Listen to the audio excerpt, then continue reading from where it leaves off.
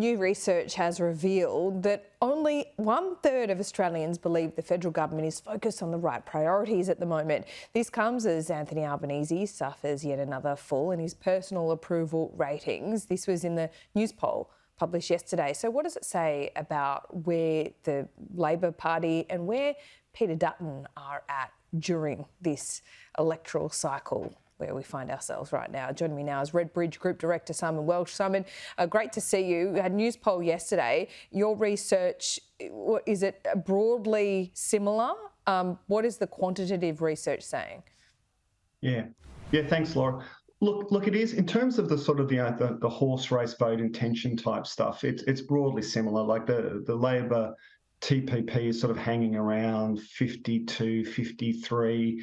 Not that far off where we were at the last election. There's always a bit of polling error, it's just nature of the beast. So it hasn't moved too much. So what we tend to be interested in at this point of an electoral cycle is not so much the horse race stuff. It's the more predictive stuff, the underlying stuff that sort of gives us an indication of where this might be heading.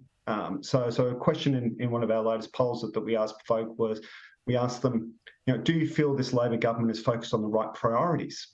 And what we found was only about 36% of Australians sort of answered yes to that question. So, that's a huge proportion, close enough to 2/3 of Australians don't think that this government is focused on the right priorities.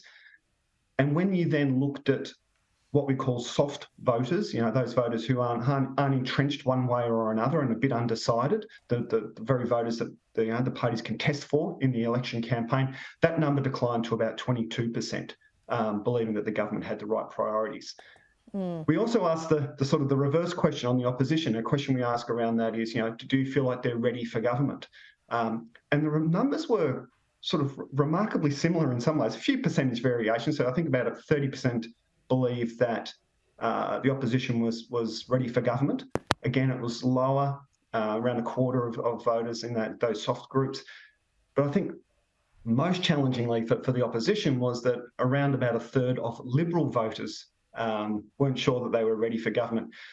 What all this says to us, and it gels with what we're seeing in the focus groups, is as one participant a couple of weeks ago said to us, it's a case of worse and worser right now. Voters do not feel inspired by the choice that they've got between the two major parties. And I think that's going to be really sort of the underlying story that's going to frame this next election is voters looking for an alternative to the two majors. Yeah, I wonder if you can extrapolate anything from the groups you've done this week and the decision that we're likely to get from the RBA today. A rate rise is expected. There could even be another one before the end of the year. I'm detecting this simmering tension from people who are copping this rate rise, who have actually pulled back from in their spending, and they just cannot get their heads around why the RBA would do this. Is there any blame being shifted to the government because of these rate decisions?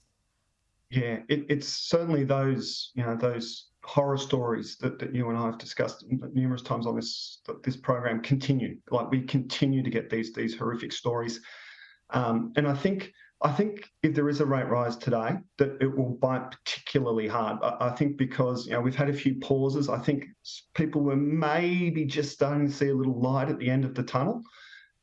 If we get one today, I think that snuffs that out for we're already talking about millions of households cutting back on food, being unable to meet bills and those sorts of things. So we're talking about millions of people will have that hope extinguished.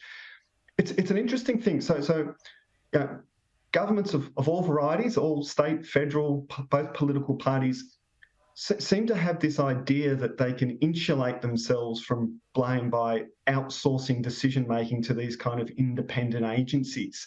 And it's just not true. It's just not true. So the voters, they can be quite conscious. Sometimes, they just purely do not differentiate. They just see the RBA as part of government. Other voters have a differentiation, but it still doesn't insulate you from the problem that you're the government, you're supposed to be in charge of the economy, and this is happening on your watch. So absolutely, I think if there is a rate rise today, I think it just adds to this growing problem for Labor in terms of maintaining a majority government. But what we're seeing in the groups, what we're seeing in the polls, it doesn't necessarily translate in a direct loss of vote to the Liberals. And so I think this sort of scattering of vote will be the story of the next election. But today will certainly it'll just amplify it again. Yeah, for sure. I just want to pick up something really quickly that we saw in news poll. The tradies and blue collar workers were shifting, well, seemed in the last news poll shifted back towards the Liberal Party or to the Liberal Party. I don't know whether you can say back, and seem to have liked Peter Dutton more. Are you picking that up? Does this kind of give some credence to, the theory among some Liberals that they're the kind of seats that they've got to go for to win the next election? Don't chase the Teals, but chase these outer city suburban seats.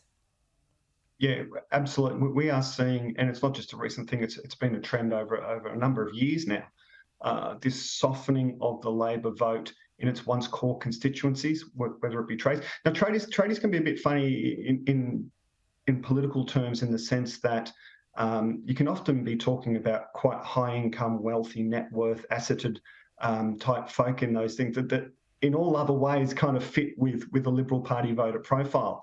And so certainly they're kind of the canary in the coal mine, if you will. They're the first to start to switch.